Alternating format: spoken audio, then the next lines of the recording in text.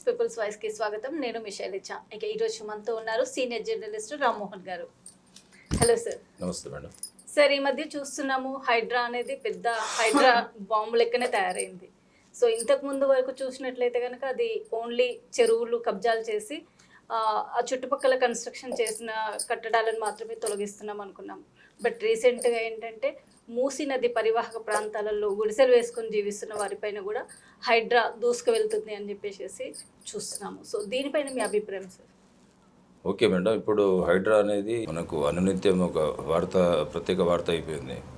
హైడ్రా అంటే ఒక ప్రత్యేక వార్త, డైలీ ఏదో ఒకటి వార్త హైడ్రా ఏదో ఒక ప్లేస్ లో బాంబు పడుతున్నట్టే అయిపోతుంది సిచ్యువేషన్. అయితే మీరు అన్నట్టుగా హైడ్రా అనేది ఇప్పటి వరకు ప్రధానంగా ఎఫ్టీఎల్ ఒకటి, బఫర్ జోన్స్ ఒకటి, అంటే అది ముఖ్యంగా జంట జలాశయాలు ఉస్మాన్ సాగర్, హిమాయత్ సాగర్ పరిధిలో కానివ్వండి, లేదా నగర శివారు ప్రాంతాలలో నగరంలో ఉన్న చెరువులు ఆక్రమణకు గురైనటువంటి బఫర్ జోన్లు ఎఫ్టీఎల్.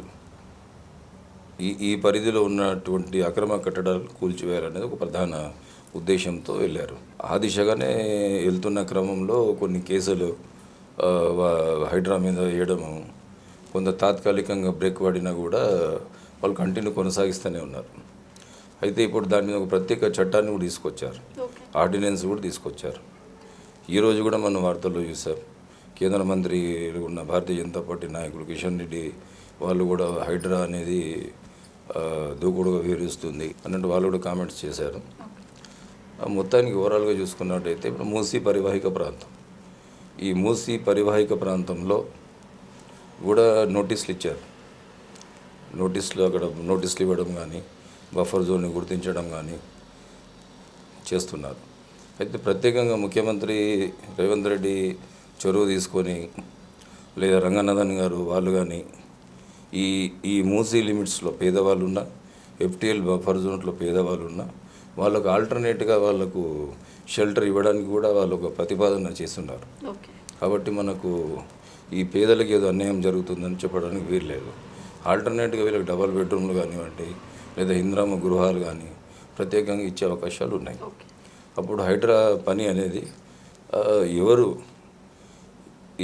ఎక్కువ దీని మీద ఆందోళన పడుతున్నారు, మీరు అన్నారు ఇందాక, ఎవరు ఎక్కువ ఆందోళన పడుతున్నారంటే ఈ భూ కబ్జాలకు పాల్పడ్డ వాళ్ళు, బిల్డర్స్ కానీ, real estate builders, real estate mafia, real estate అక్రమాలకు వేల కోట్ల పడిగెత్తిన వాళ్ళ గుండెల్లో రైలు పలిగెడుతుంది. ఇది వాస్తవం. ఇప్పుడు దీంట్లో మరొక సెక్షన్, వీళ్ళ బాధితులు ఎవరు, ఈ మాఫియా బాధితులు ఉంటారు. ఎవరు, మధ్యతరగతి వాళ్ళు, చిరుద్యోగులు, సాధారణ ఉద్యోగులు, ప్రభుత్వ ఉద్యోగులు. తెలియక వాళ్ళు ఏం చేశారు, హెచ్ఎండిఏ, రేరా అనుమతులు చూస్తేనే బ్యాంకులు లోన్లు ఇచ్చారు. అక్కడ కొంత వివాదాస్పదంగా అవుతుంది. దాని మీద కూడా ఒక రూపకల్పన చేశారు. ఇప్పుడు హైడ్రాని బేస్ చేసుకొని రెగ్యులారిటీ అనేది ఒకటి తయారు చేస్తున్నారు. ఇప్పుడు కట్టేటువంటి ప్లాన్స్ ఏవైతే ఉంటాయో వాళ్ళకు ఇన్ ఫ్యూచర్లో బ్యాంక్స్కి కానీ ఎవరికి కానీ ప్రాబ్లమ్స్ రాకుండా చూసే బాధ్యత కూడా ప్రభుత్వం తీసుకుంది. కాబట్టి ఇక్కడ హైడ్రా మీద ఎవరు పెద్దగా ఆందోళన పడవలసింది లేదు. ఎవరు ఆందోళన పడాలంటే ఇక్కడ ప్రధానంగా పేద ప్రజలకు ఇబ్బందులు ఉంటాయి, మధ్యతరగతి వాళ్ళకి ఇబ్బందులు ఉంటాయి.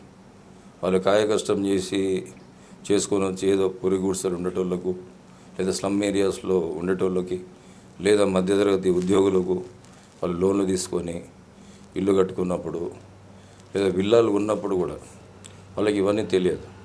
అలాంటి వాళ్ళ కోసం ఒక ప్రత్యేకంగా వాళ్ళకి ఎట్లా పేదవాళ్ళకి ఎట్లయితే ఒక మార్గం చూపిస్తున్నారో, ఈ బాధితులు, ఈ మాఫియా బాధితులు, రియల్ ఎస్టేట్ అక్రమ లేఅవుట్స్ బాధితులకు బలైనటువంటి వాళ్ళకు కూడా ఏదో ఆల్టర్నేట్ మార్గాలు చూస్తే బాగుంటుంది. ఒకటే అభిప్రాయం అది. రెండోది వచ్చేసి హైడ్రా అనేది ఏది ఉందో ఇది కంప్లీట్గా కొనసాగవలసిందే. ఈ 5 years వరకు కొనసాగవలసిందే. ఇంకోటి మీరన్నారు మూసీ పరివాహిక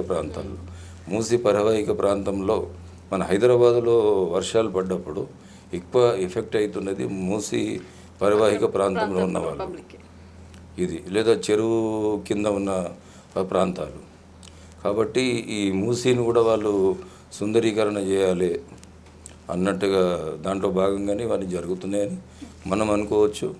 దీన్ని కూడా ఇక్కడ రాజకీయ పక్షాలు రాజకీయం చేయాలని చూస్తున్నారు తప్ప ఈ హైడ్రా అనేది అందరూ సమర్థిస్తున్నారు, సమర్థించవలసిందే, ఇది ముందుకు వెళ్ళవలసిందే. నెక్స్ట్ టైం ఈ కబ్జాలకు పాల్పడాలంటే భయపడాలి. మరి దీని మీద ఇంకొక అభిప్రాయం కూడా ఏంది, రియల్ ఎస్టేట్ అంతా ఢమాల్ అవుతుందని. రియల్ ఎస్టేట్ ఎప్పటికీ ఢమాల్ అనేది ఎక్కడ కాదు. అప్ డౌన్స్ అన్ని బిజినెస్లో ఉన్నట్టే. ఇప్పుడు shares market, mutual funds market, equity market, కానీ ఈక్విటీ మార్కెట్ సెన్సెక్స్ లేదా గోల్డ్ మార్కెట్ లేదా ఈ రియల్ ఎస్టేట్ మార్కెట్, ఈ మార్కెట్లలో అన్నింటిలో కరెక్షన్స్ ఉంటాయి. ఇప్పటికీ అమ్ముడు పోతూనే ఉన్నాయి. ఇక్కడ కూడా కొనేవాళ్ళు బాగా ఆలోచిస్తారు, లోన్స్ ఇచ్చేవాళ్ళు ఆలోచిస్తున్నారు. కాబట్టి ఇది జరగాలి. కొనేవాళ్ళు జాగ్రత్త పడాలి, బ్యాంకర్స్ కూడా లోన్ ఇచ్చేటప్పుడు జాగ్రత్త పడాలి. ఈ ప్రక్రియ, ఈ సంప్రదాయం అనేది ఈ ఒక చట్టబద్ధత సక్రమంగా ముందుకెళ్తే ఈ ప్రజలకు కానీ నగరానికి కానీ నగర అభివృద్ధికి కానీ అన్నిటికీ ఉపయోగం ఉంటుంది, కానీ నష్టం అనేది ఉండదు. ఈ తాత్కాలిక కరెక్షన్స్ ఏవైతే రియల్ ఎస్టేట్ డౌన్ అయ్యింది, ఇవన్నీ తాత్కాలికమైన కరెక్షన్స్ తప్ప ఈ ఎవరు కూడా రియల్ ఎస్టేట్ భూమిని ఆపలేరు. ఈ హైడ్రాను కూడా ఆపే పరిస్థితి అక్కడ లేదు. కాబట్టి వాళ్ళ చట్టబద్ధతనే ఉంది, ఇది ముందుకెళ్ళే అవకాశాలే ఉన్నాయి. ఇప్పుడు మిడిల్ క్లాస్ వాళ్ళు తక్కువ రేట్ వస్తుంది అని చెప్పేసి అది తెలియదు కదా సార్ వాళ్ళకి. అది ఫస్ట్ ఆఫ్ ఆల్ అది ఎల్ఆర్ఎస్ లేదా బఫర్ జోన్ అని చెప్పి తెలియదు. సో అలాంటప్పుడు వాళ్ళు అపార్ట్మెంట్లలో ఆల్మోస్ట్ తీసుకున్నారు, ఇప్పుడు సఫర్ కూడా అవుతున్నారు. సో వాళ్ళకి ఇప్పుడు బాధ్యత ఎవరు వహిస్తారు సార్? రియల్ ఎస్టేట్ వల్ల లేదంటే గవర్నమెంట్? ఇప్పుడు రియల్ ఎస్టేట్ వాళ్ళు ఏ బాధ్యత తీసుకోరండి. రియల్ ఎస్టేట్ అంటేనే ఒక మాఫియా. రియల్ ఎస్టేట్లలో వెంచర్స్ వేసిన, అవుట్కట్స్లో వెంచర్స్ వేసిన, సిటీలో వెంచర్స్ వేసిన వీళ్ళు 100లో 10% మంది సక్రమంగా ఉంటారు, 90% అంతా అక్రమమే. లీగల్ రేరా ఉన్న హెచ్ఎండిఏ ఉన్న ఈ అధికారుల అవినీతి తిమింగలాలు మెయిన్. ఈ రేరా హెచ్ఎండిఏ పరిధిలో పనిచేసే అధికారుల మీద ఐటీ దాడులు చేసినప్పుడు 100,000 కోట్ల రూపాయలు ఎక్కడి నుండి వచ్చినాయి వాళ్ళకు? ఈ అక్రమ సంపాదన అంతా అక్రమ లేఅవుట్ల ద్వారానే వచ్చింది. కాబట్టి దీనికి బాధ్యతలు ఇప్పుడు రేరా ఉంది, కొత్తగా గవర్నమెంట్ రేరా తీసుకొచ్చింది, హెచ్ఎండిఏ తీసుకొచ్చింది. అంతకుముందు హుడా ఉండే, హుడా పోయి హెచ్ఎండిఏ అయింది, రేరా తీసుకొచ్చారు సెంట్రల్ గవర్నమెంట్, స్టేట్ గవర్నమెంట్లో. అయితే ఎవరైనా ప్రజలు నమ్ముతారు, ప్రజలు తప్పు కాదు. బ్యాంకర్స్ కూడా ఏం చేస్తాయి, ఇవన్నీ ఉన్నాయి కదా, ఇచ్చే పర్సన్కి ఎకనామికల్ స్టాటస్ ఉంది, ఎకనామికల్ రిసోర్స్ ఉంది, కట్టే కెపాసిటీ ఉన్నప్పుడు ఇవన్నీ చూసి బ్యాంకులు కూడా ఇస్తాయి. కాబట్టి దీన్ని కూడా ప్రభుత్వం పరిజ్ఞానం తీసుకొని ఈ రకమైనటువంటి మధ్యతరగతి వాళ్ళకు కూడా ఏదో ఒక రకంగా వాళ్ళకు న్యాయం చేసే దిశగా కదలాలి. దీనికి ప్రత్యేకంగా పునరావాస కేంద్రాల వాళ్ళకి ఎట్లా ప్యాకేజ్ ఇవ్వాలి అనేది కూడా ప్రభుత్వం మీద బాధ్యత ఉంటుంది. ఇప్పుడు ఇల్లు కూలగొట్టినప్పటికీ లోన్ తీసుకున్నప్పటికీ ఆ లోన్ అయితే క్లియర్ చేస్తూనే ఉండాలి కదా. ఇప్పుడు లోన్ క్లియర్ చేయడానికి ఏముంటుంది మేడం, ఇల్లు ఉంటాయి కదా. సో వాళ్ళు ఇప్పుడు ఇల్లు లేదు, ఇల్లు లేనప్పుడు లోన్ వాళ్ళు కట్టలేరు, కట్టకుండా నష్టపోయేది ఇండైరెక్ట్ కూడా అతనే కదా, అతను సిబిల్ పోతుంది, అతని భవిష్యత్తు సిబిల్ రూపంలో పాడవుతుంది, ఏ లోన్స్కి అనర్హుడు అయిపోతాడు. అటు పబ్లికే అట్లా కూడా పబ్లికే నష్టం. కాబట్టి రియల్ ఎస్టేట్ మాఫియాని అరికట్టడానికి హైడ్రా అనేది గొప్ప శాశ్వతమైన పనిచేస్తుంది. హైడ్రా కమిషనర్ రంగనాథన్ గారు కూడా దీనికి నేతృత్వం, బలమైన ఐపీఎస్ క్యాడర్ ఆఫీసర్. అలాగే రేవంత్ రెడ్డి దీనికి చైర్మన్గా ఉన్నారు. కాబట్టి ఈ ముఖ్యమంత్రిని కూడా అభినందించాలి, హైడ్రా పనితీరును కూడా మనం నిరంతరం అభినందిస్తూ ఇది కొనసాగించాలి. 5 ఏళ్ళు పడితే 5 ఏళ్ళు నెక్స్ట్ గవర్నమెంట్ కూడా సీఎం రేవంత్ రెడ్డి అయ్యే అవకాశం ఉంటుంది, కాంగ్రెస్ ప్రభుత్వం వచ్చే అవకాశం ఉంటుందని నా అభిప్రాయం. ఇది ఇంకా అట్లనే కొనసాగిస్తుంటే ఆల్మోస్ట్ ఒక 10 ఇయర్స్లో టోటల్ ఈ మాఫియాని తరిమేయగలుగుతాం అనేది నా అభిప్రాయం. Thank you.